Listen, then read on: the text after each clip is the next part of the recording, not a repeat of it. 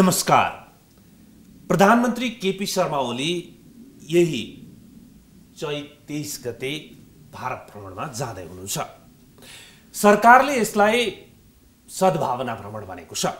परराष्ट्र मन्त्री प्रदीप गेवालीले नयाँ सम्झौता गर्दैनौं भनेर भन्नुभएको छ। अहिले नेपाल तर्फको कुरा गर्ने हो भने राजनीतिक रूपमा र संसदको अङ्कगणितको हिसाबले केपी शर्मा ओली निकै शक्तिशाली प्रधानमन्त्री हुनुहुन्छ। यो बेलामा उहाँले आफूले गरेका कुराहरू, आफूले गरेका प्रतिबद्धताहरू भारतसँग होस् अथवा नेपालभित्र होस्, यदि कार्यान्वयनमा लैजान चाहने हो भने संसदबाट सजिलै कार्यान्वयन लैजान सकिने अवस्था रहेको छ। प्रधानमन्त्री यति धेरै शक्तिशाली भइरहेको बेलामा अथवा प्रधानमन्त्री सहज अवस्थामा रहेको बेलामा भारत भ्रमण गरिरहँदा सरकारले भने जस्तो सद्भावना भ्रमण मात्रै र कुनै नयाँ सम्झौता गर्दैनौं भनिरहँदा के पनि एउटा सन्देश गइरहेको छ भने भारतसँगको सम्बन्धमा नकारात्मक धारणा मात्रै बोकेर हुँदो रहेनछ। प्रधानमन्त्री केपी शर्मा ओलीको अघिल्लो कार्यकालको पृष्ठभूमिलाई हेर्ने हो भने भारतले नाकाबन्दी लगाएको बेलामा जसरी उहाँले अडान लिनुभयो त्यो अडानको परिणाम पनि अहिलेको चुनाव परिणाम हो भन्ने विश्लेषण गरिन्छ। त्यसकारण यो बेलामा विन विन गर्नको लागि भारत भ्रमणलाई हामी कसरी प्रयोग गर्न सक्छौं नेपालको हितमा, यस विषयमा आज हामी कुरा गर्ने प्रयास गर्नेछौं। आजको कुराकानीको लागि हामीसँग हुनुहुन्छ परराष्ट्र मामिला जानकार एवं नेपाल र भारतले संयुक्त रूपमा गठन गरेको प्रबुद्ध व्यक्ति समूहका सदस्य राजन भट्टराई। राजन, स्वागत छ। हस्, धन्यवाद। प्रधानमन्त्री केपी शर्मा ओलीले नेपालको हितमा अहिले गर्न लाग्नु भएको भ्रमणलाई सदुपयोग गर्नको लागि दुईटा कुरा चाहिँ बाहिर आइसकेको छ। त्यसको पृष्ठभूमि कुरा गर्ने, एउटा नयाँ सम्झौता गर्दैनौं, अर्को यो सद्भावना भ्रमण मात्रै हो। विन विन हुनको लागि तयारी के हुनु पर्थ्यो, त्यो हुन सक्यो सकेन? सबैभन्दा पहिला हामी जुन अवस्थाबाट अहिले भारत भ्रमणमा जान लागिरहेका छौँ, तपाईँले अलिकति सङ्केत पनि गर्नुभयो। हामी एउटा नयाँ परिवेशमा भारत भ्रमणमा जान गइरहेका छौँ। यो अहिपछिको जस्तो 9 महिनामा प्रधानमन्त्री फेरिएर एउटा नयाँ प्रधानमन्त्री बनेर गएको अवस्था होइन। यति बेला हामी एउटा मुलुककै ऐतिहासिक हिसाबले सम्पन्न गरेको संविधान सभा, त्यसबाट बनेको संविधान, त्यसलाई कार्यान्वयनको क्रममा भएका 3वटा निर्वाचन र ती निर्वाचनहरू नितान्त रूपले पृथक अवस्थाबाट सम्पन्न भए। अर्थात् हाम्रो राज्यको पुनर्संरचना भयो। पुनर्संरचनाबाट हामीले संविधानत व्यवस्था भएको यस्तो एउटा समावेशी लोकतन्त्रको व्यवस्था गऱ्यौँ र त्यो समावेशी लोकतन्त्रसँगै अबको हाम्रो राजनीति र आर्थिक कार्य दिशा चाहिँ यता हुनेछ है भनेर सङ्केत स्वरूप हामीले संविधानमा समेत उल्लेख गरेर हामी आएको अवस्था हो। अर्थात् अबको हाम्रो राजनीतिक रोड म्याप स्पष्ट छ। समग्रतामा मुलुकको ब्रोडर सेन्समा भन्दाखेरि आर्थिक बाटोको पनि एक हिसाबले समाजवाद उन्मुख भनेर संविधानमै उल्लेख भइसकेपछि त्यो बाटो पनि प्रष्ट छ। यति प्रष्ट संवैधानिक र राजनीतिक बाटो बोकेर त्यसको पनि बहुसङ्ख्याको जगमा उभिएर प्रधानमन्त्री भारत भ्रमणमा जाँदै हुनुहुन्छ। यस कारणले यो परिवर्तन, यो ऐतिहासिक जिम्मेवारी र यो ऐतिहासिक क्षणमा भारतसँगको सम्बन्धलाई पनि हामीले त्यही कोणबाट हेर्नुपर्छ र त्यही कोणबाट हेरेर अगाडि बढ्ने हो। यो बढिरहँदाखेरि हामीले भारतसँगको सम्बन्धको कुरा गरिरहँदा हामीसित अहिले दुईटा स्थिति छ। एउटा समग्र नेपाल र भारतको सम्बन्धका बारेमा पुनरावलोकन गर्ने र त्यो आजको आवश्यकता अनुसार ती पुनरावलोकन गरिरहेका सन्धि सम्झौता सहमतिहरू र हामीले ती सन्धि सम्झौता सहमति कार्यान्वयन गर्न बनाइरहेका द्विपक्षीय संयन्त्रहरू अर्थात् बायोलेटरल मेकानिजमहरूको समग्र पुनरावलोकन गर्ने काम हामी इपिजी अर्थात् इमिनेन्ट पर्सन्स ग्रुप भन्नुहोस् या प्रबुद्ध व्यक्तिहरूको समूहको तर्फबाट गरिरहेका छौँ र हामी अन्तिम चरणमा त्यो काममा पुगिरहेका छौँ। यस अर्थमा विगतका समग्र पक्षको समालोचन गर्ने, पुनरावलोकन गर्ने र तिनीहरूले एउटा आजको समय सान्दर्भिक तिनीहरूलाई बनाउँदै लिएर जाने काम कम्प्रिहेन्सिभ हिसाबले नेपाल र भारतको इतिहासमा पहिलो पटक भइरहेको छ। यो पहिलो पटक भइरहेको हुनाले प्रधानमन्त्रीको भिजिटमा यी विषयहरू चाहिँ यसले दिने प्रतिवेदनलाई नै आधारित बनाएर अगाडि जाने कुरा नै हुनु उपयुक्त हुन्छ भन्ने लाग्छ मलाई। नम्बर 1। नम्बर 2 चाहिँ अब हामीले लिइरहेको नयाँ बाटो अर्थात् राजनीतिक संविधानका माध्यमबाट भएको निर्वाचन र त्यसले दिने राजनीतिक स्थिरता र त्यो स्थिरतामाथि उभिएर अब हामी विकास र समृद्धिको बाटोतर्फ जान लागेको यो हाम्रो रोडम्याप हो। यो विकास र समृद्धिको रोडम्याप हामीले बनाइरहँदाखेरि ती अगाडिका पृष्ठभूमि मैले अहिले भनेको पृष्ठभूमिभन्दा पृथक विषयवस्तु हाम्रो अब प्राथमिकता हाम्रो ती पृथक विषयवस्तुहरू हुनेछन् र ती पृथक विषयवस्तुमाथि हामीले हाम्रा नजिकका छिमेकीहरूसित जसरी हामी हाम्रो विकासको कुरालाई प्रधान बनाइरहेका छौँ, जसरी हामी हाम्रो समृद्धिको कुरालाई प्रधान बनाइरहेका छौँ, यो प्रधान बनाइरहँदा स्वाभाविक रूपमा देशभित्रका राज्यका सबै अङ्ग मात्रै होइन सिङ्गो मुलुकलाई एकताबद्ध बनाएर त्यो अभियानमा समावेश गर्नुपर्छ वर्तमान राजनीतिक नेतृत्वले एकातर्फ भने अर्कोतर्फ आफ्ना अन्तर्राष्ट्रिय मित्र राष्ट्रहरू छिमेकीहरू र अन्य मतलब चाहिँ समुदायसँग पनि हाम्रो यो राष्ट्रिय प्राथमिकतामा रहेका विषयहरूमा उनीहरूसँग सहकार्य गरेर जान सक्ने ठाउँहरू पहिल्याउनु पर्यो र ती पहिलिएर अगाडि ल्याइएका विषयवस्तुहरूमाथि टेकेर केमा साझेदारी गरेर कोसँग जान सकिन्छ त्यो जाने बाटो खोल्नु पर्यो। अहिले भारत भ्रमणमा हामी गइरहँदाखेरि यी विषयहरूमा छलफलको केन्द्रबिन्दु यी विषय बन्नुपर्छ र यसका माध्यमबाट हामी जानुपर्छ भन्ने मलाई लाग्छ। अब एकदमै टु दी पोइन्ट कुरा आयो तपाईँबाट होइन, तर अब सरकारले के भनिरहेछ भने यो सद्भावना भ्रमण मात्रै हो भन्छ होइन, नयाँ सम्झौता गर्दैनौँ भन्छ धेरै एजेन्डा प्रष्टै भइहाल्यो। अब गर्छ चाहिँ के त भन्दाखेरि दुई देशका अझ भारत जस्तो अति निकटतम छिमेकी देशको सरकार प्रमुखसँग नेपालको सरकार प्रमुखको निरन्तर वार्ता निरन्तर भेटघाट अझ बढी भइराख्नु राम्रो नै हो, त्यसले अझ सङ्ल्याउन मद्दत गर्छ, त्यो स्थितिमा पनि हामी लिन सक्छौँ। तर के छ भने एजेन्डा वाइज जाने हो भनेदेखि चाहिँ अघि यहाँले भन्नुभएको छ जस्तै इपिजीको रिपोर्ट आउँदैछ असारसम्म, यसको म्याच चाहिँ त्योभन्दा अगाडि आउँछ। अर्को सरकार भर्खर यहाँ बनेर खुट्टा टेक्दैछ होइन, अब पूर्णतातर्फ अब नजाउँ किनभने फोरम र राजपाको लगभग च्याप्टर क्लोज भएको स्थिति छ। यता सरकारको अर्थमन्त्रीले भर्खरै श्वेतपत्र जारी गरेर देशको आर्थिक अवस्था प्रस्ट्याउनु भएको छ, सरकार नयाँ बजेट बनाउने तयारीमा छ, नीति तथा कार्यक्रम ल्याउने तयारीमा छ र सरकारले र जो गठबन्धन दल छ गठबन्धन दलले चुनावमा गरेका बाचालाई जस्ताको तस्तै उतार्नको लागि कार्यक्रमहरू ल्याउने तयारी। यो तयारीको बेलामा हामीले यो तयारी गरेर इपिजीको रिपोर्ट पनि लिएर अनि बल्ल तयारीका साथ अलि फ्रुटफुल रूपमा भारत भ्रमणलाई सदुपयोग गर्न पाएको भए हुन्थ्यो कि भन्नेमा प्रश्न। यस्तो विजयजी यसमा के छ भन्नुलाई भने भारतको कुरा आइरहँदाखेरि हामीले हाम्रो हिजो जे घोषणापत्र बोकेर चुनावमा गइयो, घोषणापत्र बोकेर हामीलाई चुनावमा गए अनुसारको हामीले म्यान्डेट लियौँ भनेपछि ब्रोडली त हामी के चाहन्छौँ यो मुलुकको राजनीतिक स्थायित्वका लागि हामीले के कुरा अगाडि सार्यौँ, समृद्धिका लागि हामीले के कुरा सारेका छौँ, विकासका लागि के सारेका छौँ, सुशासनका लागि के सारेका छौँ भन्ने हामीले घोषणापत्रमा प्रष्ट रूपमा उल्लेख गरेका छौँ। त्यो घोषणामाथि टेकेर बनाउने हाम्रो प्रोग्रामिक कुरा हो त्यो नीति तथा कार्यक्रम र आउने बजेट भनेको हो। त्यसमाथि टेकेर त्यसको व्याख्या अनुसार त्यसलाई त्यसको विस्तृत रूपमा हामी त्यो ल्याउनेछौँ। तर भारतसितको सन्दर्भमा हाम्रो के कुरा हो भन्दाखेरि त्यतिमा मात्रै नेपाल भारत सम्बन्ध सीमित छैन। विगत हामीले संविधान बनाइरहँदा हाम्रा केही खचपचहरू भए, संविधान बनाइसकेपछि हामीले जारी गर्न र अगाडि बढ्न खोज्दा त्यसमा खचपच भयो, ब्लकेट समेत हामीले भोग्नु पर्यो, नाकाबन्दी। त्यसपछि त्यसलाई पनि त्यो केपी ओलीकै पालामा त्यसलाई अन्त्य गरेर केपी ओलीले भिजिट गर्नुभयो र नर्मल ल्याउने कोर्समा हामी अगाडि बढ्यौँ। तर जति नर्मल हुन्छ भनेको त्यो तहको भिजिटबाट फर्किँदाखेरि जति नर्मल हुन्छ भन्ने हामीलाई लागेको थियो त्यो तहको अलि भएन। त्यो नभइसकेपछि फेरि केही कुराहरू अगाडि बढे, त्यसले चाहिँ अब एउटा अर्को कोर्समा मुलुक गयो।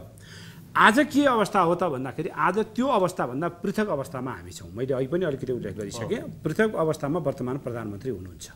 त्यो म्यान्डेट सहितको प्रधानमन्त्रीको र यति स्पष्ट खाका अबको समृद्धि अबको विकास संविधानका विषय अब हाम्रा विवादका विषय रहेनन्, ती भए पनि हामी आफै मतलब चाहिँ मिलाउँछौँ। त्यो मिलाउने म्यान्डेट पनि पिपुलले हामीलाई दिइसके। दोस्रो पटक निर्वाचित गरेर हिजो हामीले संविधान सभाबाट निर्वाचित गर्दै हामीले म्यान्डेट लिएर बनाएका थियौँ। त्यो म्यान्डेटमाथि केही मान्छेको मतलब केही शक्तिहरूको असन्तुष्टिलाई बोकेर पुरै मतलब चाहिँ म्यान्डेट भएन कि भन्ने खालको प्रश्न उठाइने जुन गरिन्थ्यो, अब यो निर्वाचन पछाडि त्यो उठाइने ठाउँ पनि अन्त्य भएको छ।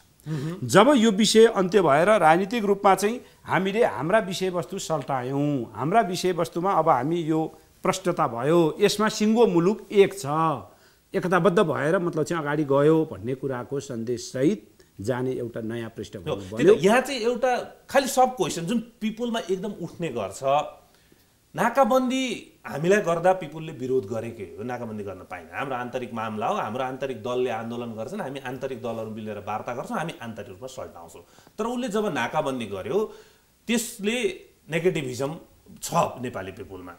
अर्को भारतसँगको कुरा गर्ने हो भने हामी जति नजिक छौँ त्यति नै बढी मतभेद अथवा त्यति नै बढी विवाद पनि छ। हाम्रो सीमा विवाद हेरौँ विगतदेखिका, हाम्रा बाँधका विवाद हेरौँ, हाम्रा चाहिँ अब भनौँ न घोषित आयोजना ओटेर बस्दिने कुरा हेरौँ भारतले लगायत, अनि हुँदा उसको हेपा प्रवृत्तिको पनि हामी धेरै चर्चा गर्छौँ, ठुल्दै बन्न खोज्यो भन्ने खालको। यस कारणले पिपुलमा नेगेटिभिजम छ।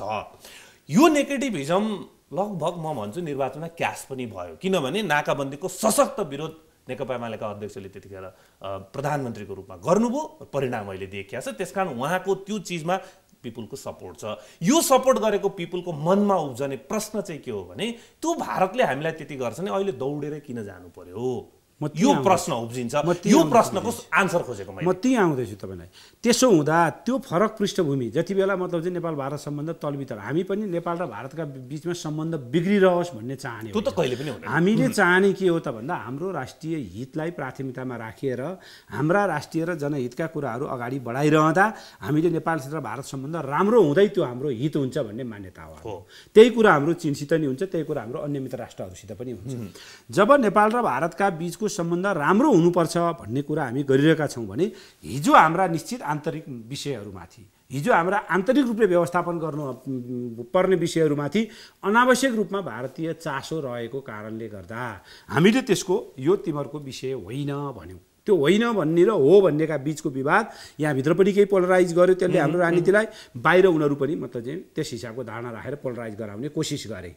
आज हाम्रो निर्वाचन परिणामले त्योभन्दा पृथक खालको होइन, यो हामीले जे ठाउँमा उभिएका थियौँ त्यो चाहिँ ठिक हो भनेर परिणामले हामीलाई ठिक गराइदियो। अर्थात् केपी ओलीले तपाईँले भन्नुभएको जस्तो हिजो प्रधानमन्त्री हुँदा लिएका अडानहरू हाम्रा आन्तरिक मामलामा, बाँकी अरू कुरामा हामी नेपाल भारत सम्बन्धलाई राम्रो गराएर जान तयार छौँ, सम्बन्ध राम्रो हुनुपर्छ, तर हाम्रा त्यो चाहिँ के को मूल्यमा चुकाएर होइन भन्दा हाम्रा आन्तरिक मामलामा तिमीहरूलाई गिजोल्न दिएर, तिमीहरूलाई मतलब चाहिँ आफ्ना तौर तरिका गर्न दिएर होइन भन्ने जुन अडान थियो, त्यो अडानको निरन्तरताका लागि मलाई मत देऊ भने हो नि केपी ओलीले। यसको अर्थ के होइन भने भारतको विरोध गरेर केपी ओलीले मत पायो भन्ने तर्थमा मात्रै मतलब थियो। त्यसलाई त्यस किसिमको सतही खालको विश्लेषणमा मात्र हामी नजाउँ। विश्लेषण के हो त भन्दा नेपाल र भारतका बिचमा एउटा लामो समयदेखि तपाईँको मेजर राजनीतिक, म सुगौली सन्धिदेखि नै तपाईँलाई भन्न चाहन्छु, सुगौली सन्धिको अन्त्य पछाडिदेखि ब्रिटिसहरू भारतमा हुन्जेली या ब्रिटिसहरू भारतबाट हिँडिसकेपछि पनि नेपालका मेजर पोलिटिकल इभेन्टमा चाहिँ हाम्रो से छ अथवा हाम्रो कन्सेन्ट छ अथवा हाम्रो केही न केही भूमिका छ भनेर भारतले भन्दै आएको हो। संविधान बनाउने एउटा कालखण्डमा आइपुग्दा हामीले के भन्यौँ भने अब त्यो फेज अध्याय अन्त्य भयो, नेपाल पिपुल सभरिन छन्, सभरिन पहिलेदेखि थिए, तर कमजोर हुँदाखेरि र अलिकति आफ्नो मतलब चाहिँ उयो हुन्छ नि, तपाईँ विक हुँदा भारत विक हुँदा ब्रिटिस आए, भारतमा पनि त्यही भयो, संसारमा त चाहिँ उपनिवेश भयो। तर आज त्यो छैन। आज अन्तर्राष्ट्रिय मान्यता, मूल्य, कानुन अनि दोस्रो विश्वयुद्धपछिको विश्व व्यवस्था यी सबैले हामीलाई चाहिँ कहाँ ल्याइदियो भनेर भन्दाखेरि मुलुक सानो होस् या ठुलो, तर त्यो स्वतन्त्र र सार्वभौम छ भने उनीहरूका बिचको सम्बन्ध भनेका निश्चित मूल्य, निश्चित मान्यता, अन्तर्राष्ट्रिय निश्चित कानुनको परिधिभित्र रहेर अगाडि बढ्छ है भन्ने कुरा हामीले स्थापित गर्दै आयौँ।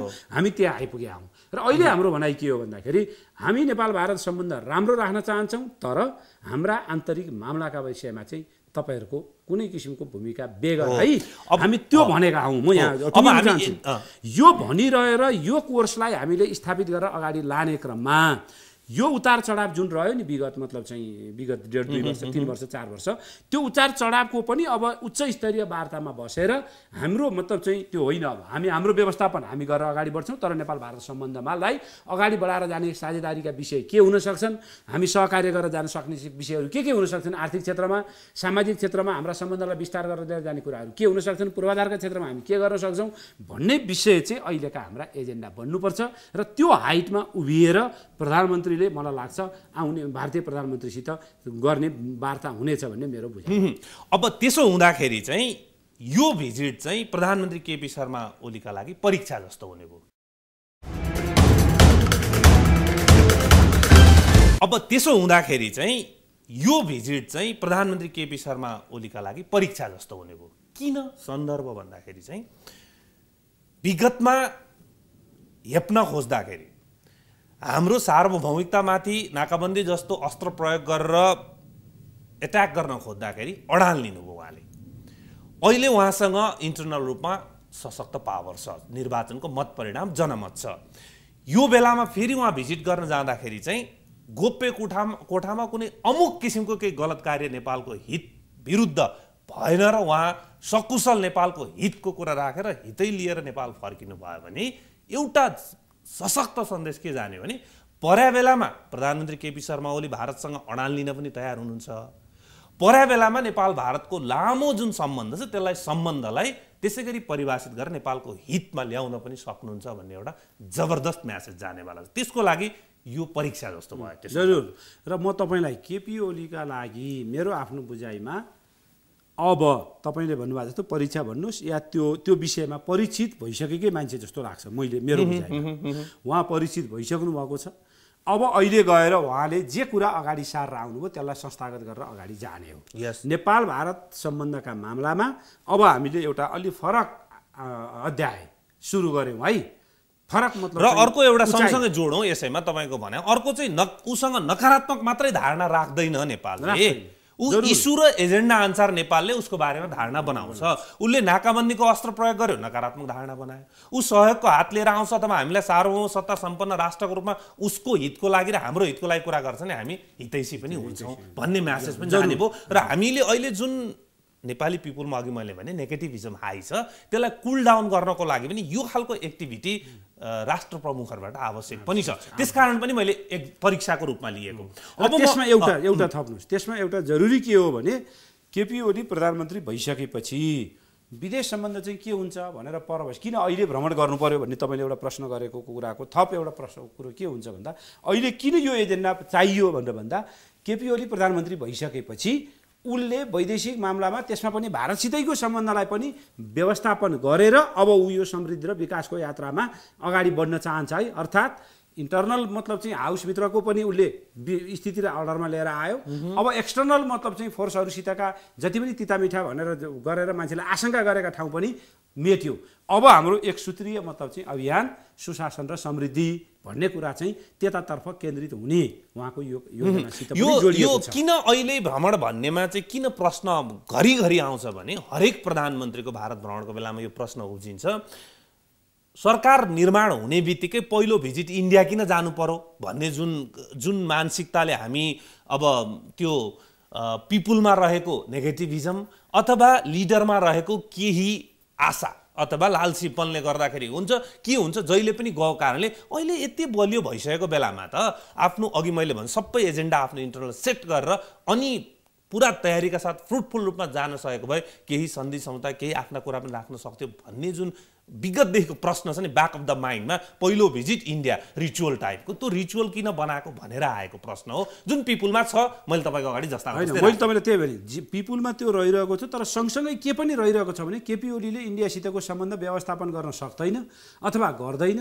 त्यो व्यवस्थापन नगर्दा मतलब सक्दैन भन्दा नि के गर्छ होइन के गर्छ ठिकै छ, गर्दैन या हुँदैन या सक्दैन जे जे जे कोणबाट हामीले भने पनि त्यो नभएपछि के हुन्छ त भन्दा केपी ओली अन्ततोगत्वा भारतसितको व्यवस्थापन नहुँदा केपी ओली असफल पनि हुन्छ भन्ने कोणबाट जे आशंकाहरू गर्ने ठाउँहरू छन् ती ठाउँहरू र ती पालहरू पनि टालेर हेर है आन्तरिक र बाह्य दुवै ठाउँबाट अब हामी ठिक ठाउँमा उभियौँ। अब हामी अगाडि जान चाहन्छौँ नम्बर 1। दोस्रो यो कहाँ भ्रमण गर्ने पहिलो भन्ने बारेमा एउटा मतलब चाहिँ सैद्धान्तिक रूपले म के भन्न चाहन्छु भने यो चाहिँ कुनै पनि मुलुकका एजेन्डाहरू तपाईँका जुन मुलुकसित बढिरहेका हुन्छन् र व्यवस्थापन गर्नुपर्ने विषय बढिरहन्छ त्यहाँ हुनुपर्छ। सैद्धान्तिक हिसाबले संसारमा यही नै चलन हो। हिजो अमेरिकी राष्ट्रपतिको स्वाभाविक भ्रमण पहिलो चाहिँ तपाईँको बेलायत हुन्थ्यो। बेलायती प्रधानमन्त्री अहिले पनि पहिलो भ्रमण अमेरिका नै हुन्छ। उनीहरूको त्यो एउटा ट्रेडिसन बसिसकेको छ उनीहरूको। हामीकोमा पनि सायद त्यस्तै कुराको सिको भएर हामीले त्यो गऱ्यौँ होला। आजको स्थिति चाहिँ के हो त भन्दा त्यो ट्रेडिसनमै बाँधिनुपर्छ भन्ने होइन। अमेरिकाले पनि त्यो तोडिसक्यो। तपाईँहरूले मतलब चाहिँ सबभन्दा पहिलो विदेशी अतिथि बोलाएर ट्रम्पले भेट्ने होस् या ओबामाले भेटेको सी जिनपिङ नै थियो क्यालिफोर्नियाको कुनै एउटा उसमा मतलब चाहिँ सी जिनपिङलाई 2013 मा भेटाएको 12 को निर्वाचनपछि भेटेका थिए भने पछिल्लो पनि ट्रम्प र मतलब चाहिँ सी जिनपिङको भिजिट के अरे भ्रमण भयो के अरे कुराकानी भयो। त्यसो हुँदा बेलायत होइन उसको कामको क्षेत्र दायरा फराकिलो इकोनोमी ट्रेड सबै हिसाबले मतलब चाहिँ चाइना आयो प्राथमिकतामा। भने एजेन्डा फोकस हुनु पर्यो भन्ने कुरा हो। यसमा धेरै डिबेट गर्न चाहिन मैले, किनकि अब परिणामहरूले देखाउँछ होइन। अब भोलि सफल हुँदै गयौँ, नेपालको हितमा हामीले देख्दै गयौँ भने हामीले फिजिकल्ली देखिहाल्छौँ नि कुरा गरेर कहाँ के बँध्यारौँ भन्ने कुरा गर्छौँ। अब हामी अलिकति एजेन्डामा प्रवेश गरौँ।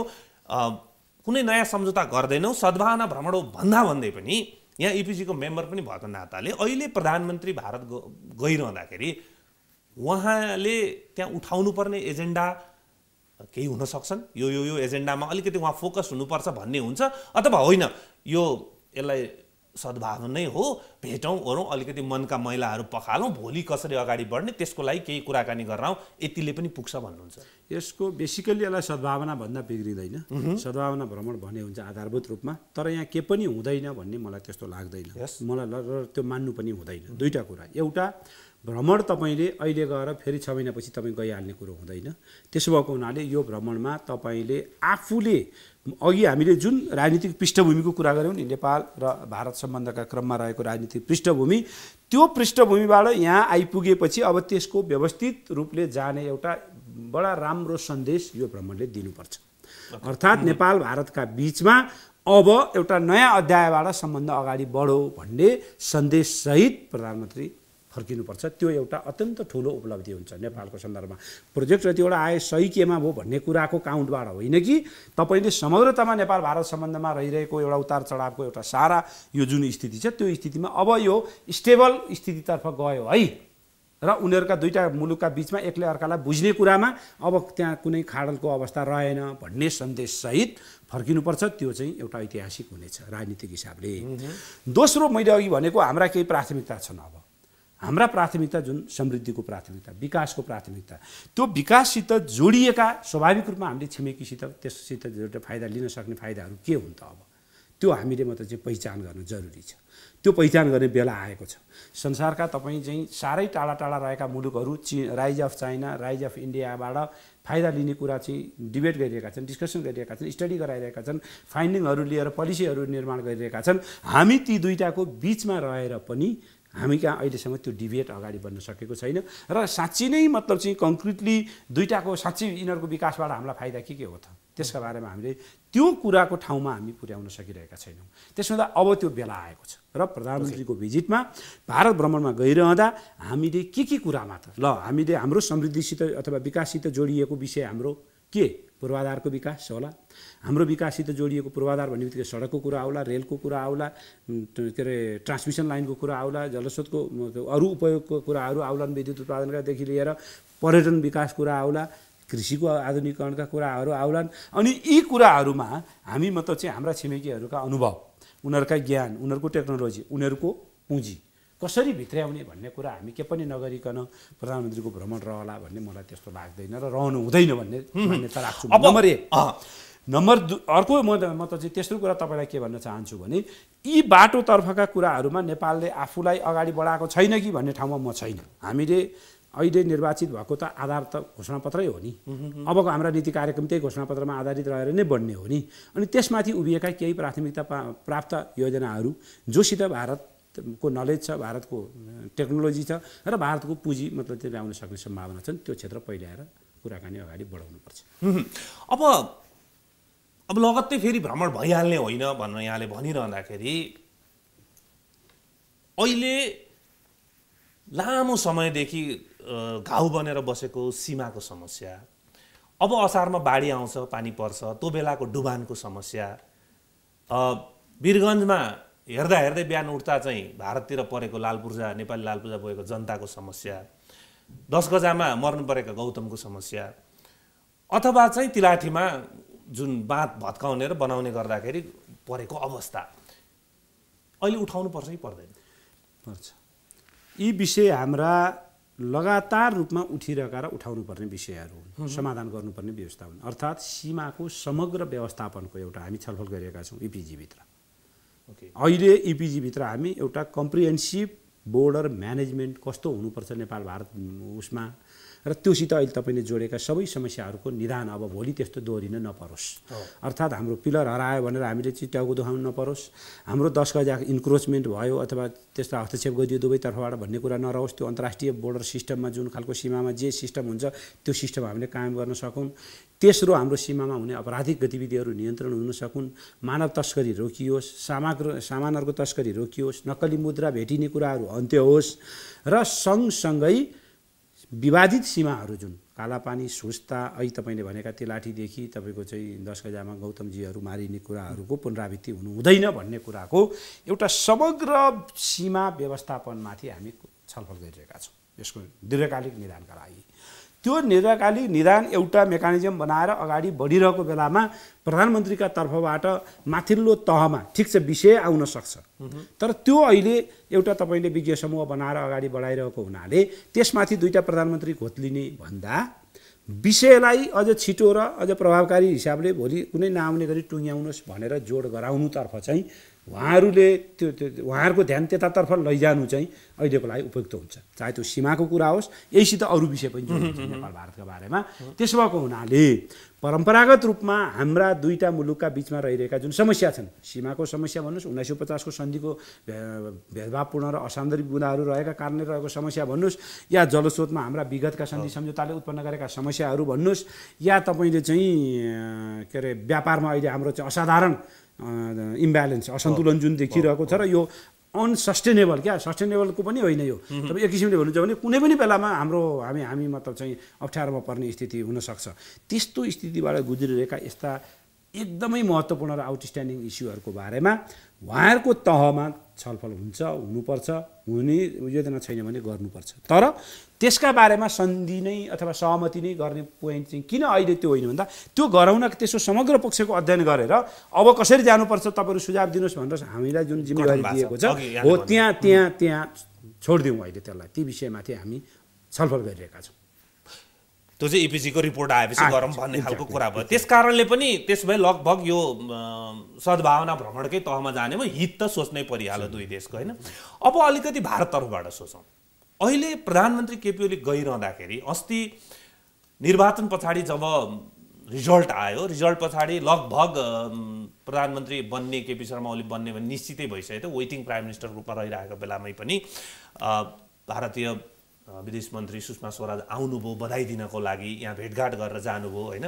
त्यसको अलिकति अब तत्कालीन सरकारले बोलाएको हो कि होइन, कसरी आउनुभयो, के आउनुभयो, अलिकति हतारियो भन्ने खालको अनेक कुरा, त्यो टिका टिप्पणीतर्फ नजाउँ।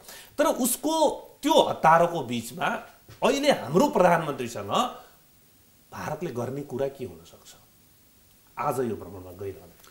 भारतले गर्ने यो भ्रमणमा हामी गइरहँदा भारतले गर्ने अहिलेको कुरै के हो भन्दा हिजोका हाम्रा जति पनि मतलब चाहिँ उतार चढावको अवस्था थिए ती अवस्थाबाट तिनलाई पृष्ठभूमिमा छोडिदिउँ।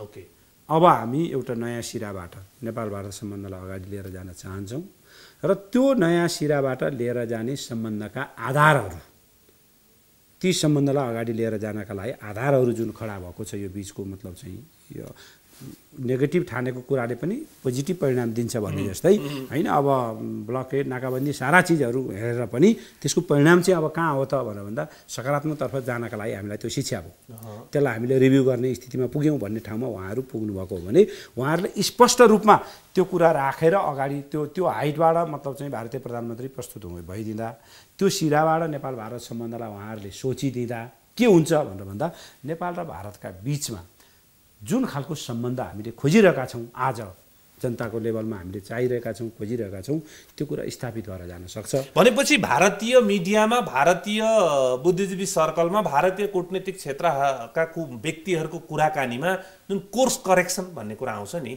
त्यो गर्नुपर्छ भारतले।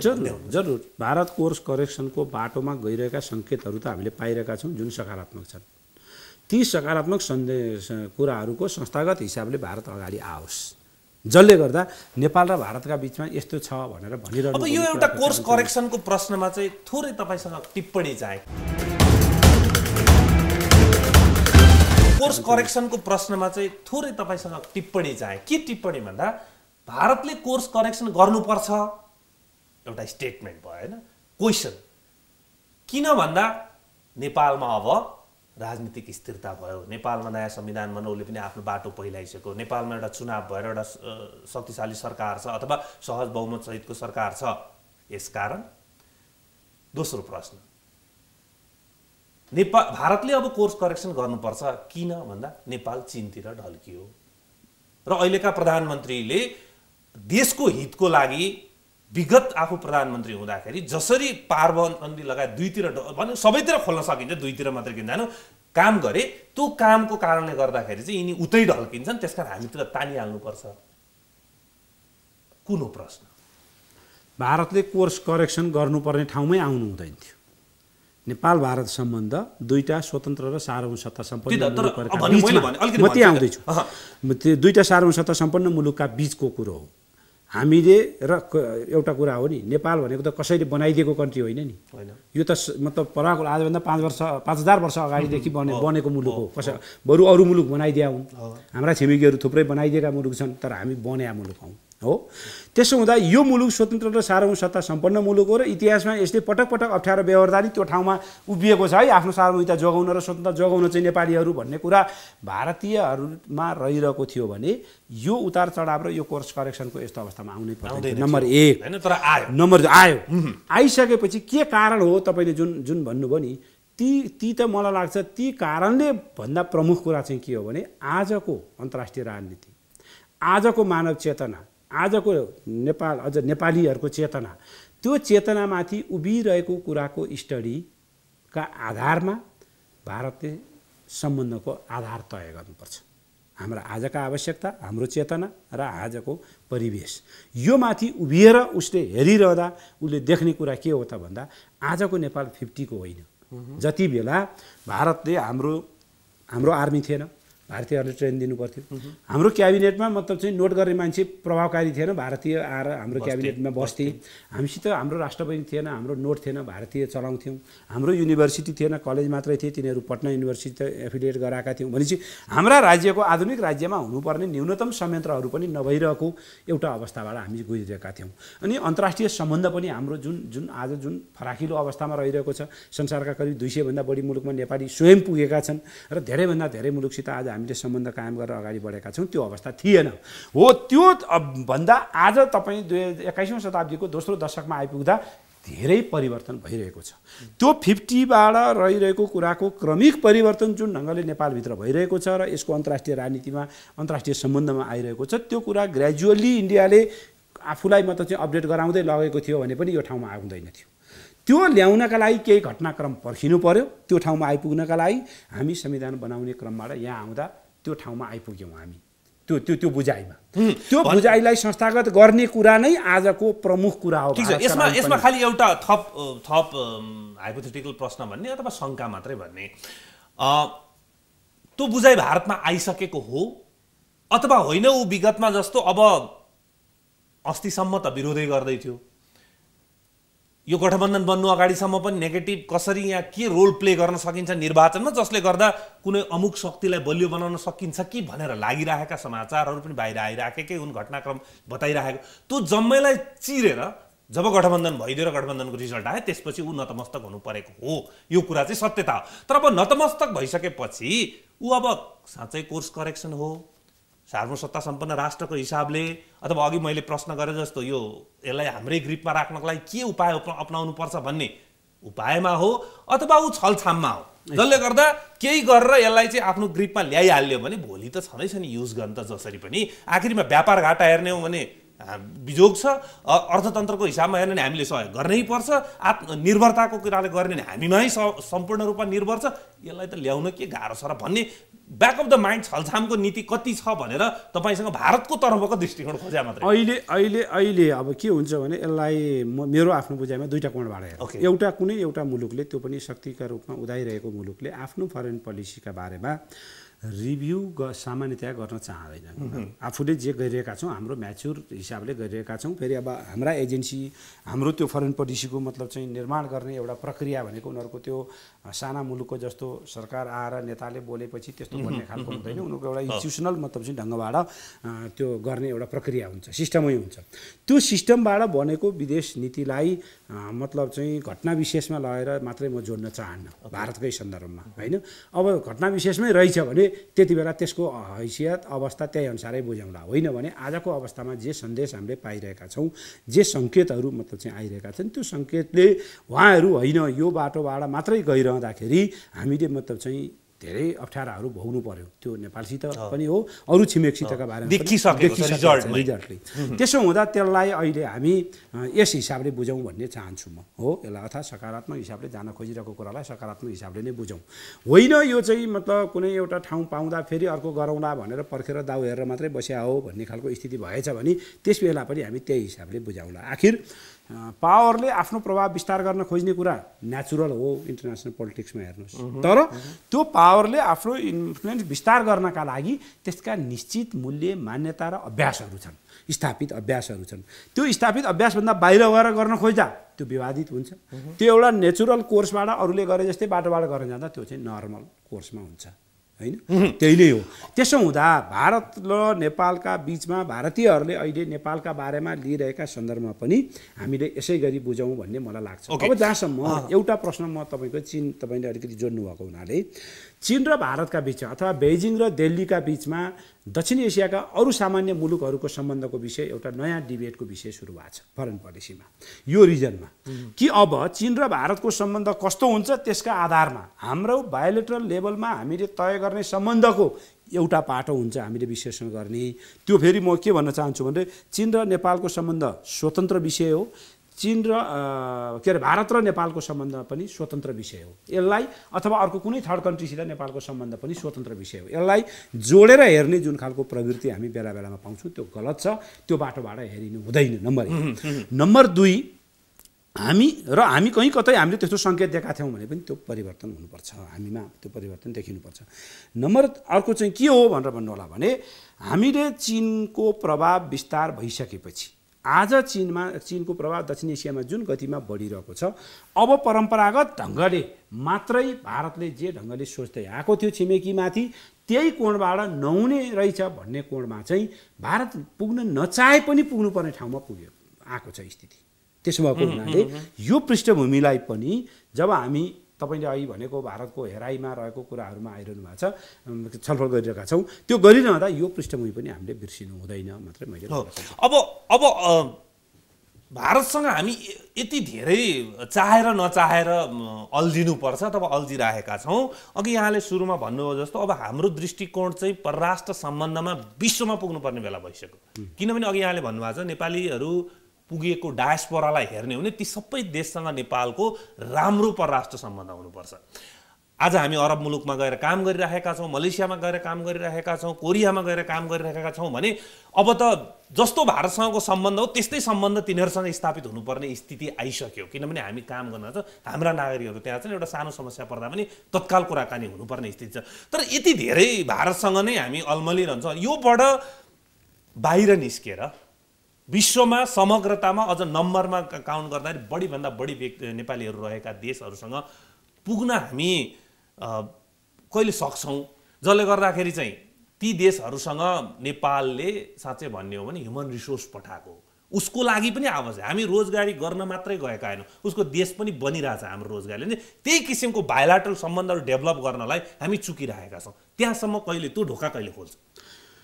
भारतसितको किन हामी अल्मलियौँ तपाईँले अथवा अलिक बढी नै भयो भनेर भन्दाखेरि यसको एउटा स्वाभाविक पाटो छ। फरेन पोलिसी भनेको प्राग्माटिस्ट कुरा पनि हो क्या, व्यावहारिक कुरा पनि हो। हाम्रो ट्रेडको ओभर 2/3 मतलब चाहिँ अहिले भारतसित छ, हो। हाम्रो मतलब चाहिँ तपाईँ सांस्कृतिक, सामाजिक, राजनीतिक सम्बन्ध, अब सीमाको मतलब चाहिँ होइन अनरिस्ट्रिक्टेड हाम्रो जुन बोर्डरको अवस्था छ, यी सबै कुराले गर्दाखेरि र हाम्रो डिपेन्डेन्सी ब्लकेटले पनि देखायो हाम्रो चाहिँ सबै किसिमका आयातको डिपेन्डेन्सी भारतसित रहेको छ। त्यस कारणले गर्दा भारतसितको यो एउटा हाम्रो बाध्य अवस्था हो। फिजिकल हुन्छ नि कनेक्टिभिटी, तपाईँको भौगोलिक अवस्थितिले तपाईँको केही कुरा डिफाइन गरिदिएको छ। जनमत टाढा पुगे पनि तपाईँको चाहिँ भौगोलिक अवस्थिति यो रहिरहेसम्म भलै अहिले हामीसित चीनसित नाका खोल्ने, चीनसित कनेक्टिभिटी बढाउन सकिने, त्यो ट्रान्समिसन लाइनको क्षेत्रमा नि गर्न सक्ने, रेलको क्षेत्रमा नि गर्न सकिने ठाउँमा हामी आइपुगेका छौँ। त्यसले हाम्रो एउटा नयाँ होराइजन ओपन गरिदिएको छ। नयाँ क्षितिज एउटा खोलिदिएको छ। नत्र योभन्दा अगाडिसम्म हामीसित सबै चिज भारत नै हो भन्ने ठाउँमै हामी थियौँ, रहेछौँ पनि। त्यसो हुनाले यसले बढी हामीलाई त्यतातिर बढी इङ्गेज गराउने। त्यति मात्र होइन, हिजो त हाम्रो जनमतकै हिसाबले पनि सबभन्दा ठुलो सङ्ख्या भारतमै काम गर्न जान्थ्यो। तर आज परिस्थिति बदलिएको छ। अब यो बदलिएको परिस्थितिमा स्वाभाविक रूपमा हामीले, म त के भन्छु भने तपाईँले अहिले भनेका 5-7वटा देश हो हामीले चाहिँ अझ बढी हामीले ध्यान दिनुपर्ने। जसरी आज हाम्रो गाउँमा बाटो पुर्याउनका लागि हामीले चिन्तित छौँ, खानेपानी पुर्याउनका लागि स्वास्थ्य चौकी, शिक्षा, सबै किसिमका सुविधा गाउँले जनतामा पुगोस् भनेर हामी त्यहाँका जनतालाई सुविधा दिने कुरामा राज्यले ध्यान दिनुपर्छ भनेर बोलिरहेका छौँ। आज मुलुकको करिब 40 लाखभन्दा ठुलो जनसङ्ख्या नेपालभन्दा बाहिर रहिरहेको छ र त्यो पनि नेपाल र भारतभन्दा अझ परतिर रहिरहेको छ। तिनीहरू रहेका ठाउँमा तिनीहरूलाई दिनुपर्ने न्यूनतम सुविधाहरू, राज्यका तर्फबाट गरिनुपर्ने न्यूनतम मतलब चाहिँ कामहरू, जसलाई तपाईँले हिजो आफूले नागरिक भएर हुर्काइसकेपछि यहीँ बसेर रोजगारी खान पाउने उसको अधिकारलाई सुरक्षित गरिदिनु पर्थ्यो राज्यले। त्यो आजको आधुनिक राज्यको दायित्व थियो। त्यो दायित्व हामीले पुरा गर्न सकेनौँ। त्यति मात्रै होइन, व्यक्तिगत रूपमा उसले आफैले जाहिर खोज्यो, बाँच्ने आधार खोज्यो र त्यो ठाउँमा पुगेको छ। उसलाई त्यहाँ जानका लागि हुनुपर्ने सहजता, अनि त्यहाँ पुगिसकेपछि उसले काममा पाउनुपर्ने मतलब चाहिँ सुरक्षा, र त्यो सुरक्षित वातावरणबाट उसले कमाएको पैसा सुरक्षित साथ फिर्ता पठाएर आफू निश्चिन्तता साथ आफ्नो काममा हुन पाउनुपर्ने उसको न्यूनतम जुन अधिकार हो त्यो कुरा नै हामीले स्थापित गर्न सकेका छैनौँ। त्यसको लागि अब हाम्रो यो परराष्ट्र सम्बन्धको दायरा जरुर ओपन अप हुनु रे भारतसँग त जरुर ठोकिरहनु। अब हाम्रो फोकसै, म चाहिँ योभन्दा अगाडि अन्तर्राष्ट्रिय समिति, पार्लियामेन्टको अन्तर्राष्ट्रिय समितिमा पनि थिएँ।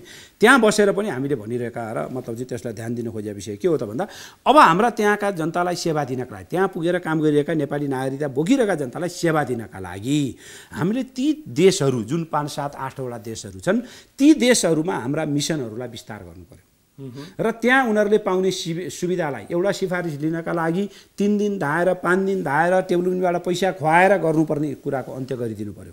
सहज हिसाबले उनीहरूको जीवनमा सहजता ल्याइदिनु पर्यो। अर्थात् ती कुराहरू त्यति मात्रै होइन, उनीहरू यहाँबाट जाँदैदेखि मतलब चाहिँ एजेन्टहरूको होइन, कमिसन खोरहरूको चक्करमा परेर फ्री भिसा फ्री टिकट भन्ने नारा लगाउने, तर तिर्ने बेलामा त्यसका चाहिँ डबल ट्रिपल 100 गुणा बढी तिरेर जानुपर्ने जे खालको अवस्था छ, यो समग्र पक्षको सुधार गरेर त्यसका माध्यमबाट उनीहरूले त्यहाँ रहिरहँदाखेरि पाउने सुविधामा पनि गर्नुपर्छ। यसको अर्थ हामी के होइन भने, यसको उद्देश्य के चाहिँ होइन भने यसको निरन्तरता र यहीबाट हो अब नेपाल भन्ने कुरामा जानु हुँदैन। तर अहिलेको रियालिटी त यही हो नि। अब त्यसो हुँदाखेरि हाम्रो परराष्ट्र नीतिलाई एक त देशभित्र साझा नै बनाउनु पर्यो, सबै दलहरूको सहमतिमै हामी अगाडि बढ्नु पर्यो। जतिसुकै जनमतको जे कुरा गरे इन्टरनल चाहिँ एउटै हुनु पर्यो। बाहिर हाम्रो आवश्यकता अनुसार परराष्ट्र नीति बनाएर त्यो अनुसारको परिचालन हुनु अहिलेको आवश्यकता हो। एकदमै हाम्रा मिसनहरू खास गरी खास ठाउँका भन्छु म, यो सबै फेरि तपाईँले यसमा लागू नहुन सक्छ। म खास त्यसमा भित्र पनि जुन जनमत भोलि नेपाल फर्किनका लागि जसले आज रेमिटेन्स पठाइरहेको छ आज, र त्यो चाहिँ नेपाली नागरिक नै भएर मतलब त्यहाँ बसिरहेको छ र ऊ एउटा समयपछि फर्केर यहाँ आउँदैछ, त्यो कस्तो अवस्थामा आउँदैछ हामी कल्पना गरौँ। त्यसका सबै ऊर्जावान समय चाहिँ उसले त्यहाँ बिताउँछ, पसिना त्यहाँ बगाउँछ। जब उसलाई रोगले समात्न सुरु हुन्छ वा बुढेउली लाग्न सुरु हुन्छ र सहारा चाहिन्छ उसलाई, त्यो सहारा लिने क्रममा मात्रै ऊ नेपाल फर्किँदैछ। त्यस्तो अवस्थामा फर्किन लागेको त्यो नागरिकलाई तपाईँले अहिले त्यहाँ दिने सुविधाको मात्र हेरेर भएन, त्यसको भोलिको सुरक्षा पनि के गरिदिने, त्यसका लागि गरिदिनु पर्ने बिमाको कुरो होला, स्वास्थ्य बिमाको कुरो होला। राज्यले अब यतापट्टिको पार्टमा अलि धेरै जान चाहिन, मैले खालि परराष्ट्र सम्बन्धलाई हामीले त्यसरी जोड्दा त्यो दायरासम्म त्यो दायरासम्म पुग्नु पर्यो। त्यसका नीतिगति आवश्यकता के हुन् यहाँले विस्तारै केला फेरि पनि छलफल गर्न सकिन्छ त्यसमा। अब हामी यहाँहरूको प्रबुद्ध व्यक्ति समूहको प्रधानमन्त्रीको भारत भ्रमण लगत्तै बैठक बस्ने कुरा छ। हामी लगभग रिपोर्ट तयार गर्ने चरणमा पुग्यौँ भनिएको छ। बैठकको एजेन्डा अथवा हामी कहाँ कुन अवस्थामा छौँ? हामी अब यो 8औं बैठक हुन्छ हाम्रो। नर्मल उसबाट जाँदा 8औं अन्तिम गर्ने कि भन्ने हाम्रो भएर सुरुमा 8वटा बैठक हुन्छ भनेका थियौँ 2 वर्षमा। तर अब मलाई लाग्छ 8औं पछि अर्को एउटा बैठक हुन्छ, 2टा पनि हुनसक्छ, एउटा चाहिँ अनिवार्य हुने देखिन्छ। यो 8औं बैठकमा आइपुग्दाखेरि हामी हाम्रो रिपोर्टलाई अन्तिम चरण दिने अवस्थामा पुगेका छौँ र खुसीको कुरा नै मान्नुपर्छ कि हाम्रो रिपोर्ट एउटै आउने सम्भावना प्रबल बन्दै गइरहेको छ। अर्थात् 2टा पक्ष बसेर यति व्यापक विषयमा यति धेरै मतलब चाहिँ पहिलोपटक नेपालको इतिहासमा यति विवादित विषयमा पनि हामीलाई सुरुमा डर के थियो भन्दा एउटै रिपोर्ट बनाउन सकिँदैन कि भन्ने जुन डर थियो त्यो डरबाट हामी चाहिँ त्यो डर क्रमिक रूपमा घट्दै गइरहेको छ र हामीमा एउटा विश्वास के बढिरहेको छ भने हाम्रो रिपोर्ट एउटै हुनेछ भन्ने विश्वासमा हामी बढाइरहेका छौँ, बढिरहेको छ। परिस्थितिले अर्को कोल्टे फेरेन भने एउटै रिपोर्ट हुन्छ। नम्बर 1 जुन दुवै सरकारलाई बुझाइन्छ, दुवै सरकार दुईटै प्रधानमन्त्रीलाई बुझाइन्छ। ओके, त्यसो हुँदा यो एउटा यसको उपलब्धि यहाँ हो। दोस्रो हामीले उठाइरहेका विषयहरू जति पनि र त्यो रिपोर्ट एउटै आउनु भनेको के हो भन्दाखेरि हिजो हामीले विवादित मानिएका, हाम्रा लागि भेदभावपूर्ण भनेर हेपाईमा रहेका भनिएका भेदभावपूर्ण सन्धि प्रावधानहरू भनिएका र वर व्यवहारहरूमा समेत ती विषयदेखि सीमाका कुराहरू अहिले हामीले चर्चा गऱ्यौँ, द्विपक्षीय व्यापारका कुराहरू, हामीले पाउने पारवहन सुविधा र मतलब चाहिँ अन्तर्राष्ट्रिय मान्यता अनुरूप पाउनुपर्ने सुविधा र सन्धिका कुराहरू होस् या हाम्रो जलस्रोतको बहुपक्षीय उपयोगको कुरा हुन् या राजनीतिक तहमा मतलब चाहिँ 21औं शताब्दीमा कुन किसिमको मतलब चाहिँ सम्बन्ध अगाडि बढेर जानुपर्छ भन्नेसम्मका विषयलाई समेटेर हामीले रिपोर्ट तयार गरिरहेका छौँ र हामीलाई आशा छ यो रिपोर्ट बाहिर आइरहँदा र यो रिपोर्ट माथि टेकेर दुईटा मुलुकले सन्धि सम्झौताहरूलाई नवीकरण गर्ने अवस्था पुग्यो भने बेसिकल्ली नेपाल भारत सम्बन्धका समस्याहरू समाधान हुनेछ र त्यो रिपोर्ट नै अघि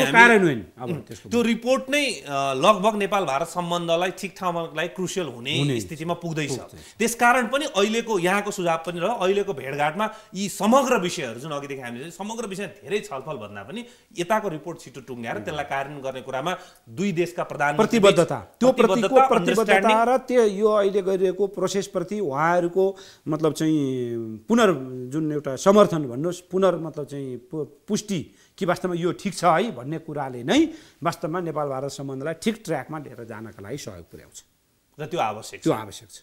समय दिनुभयो, धेरै धेरै धन्यवाद।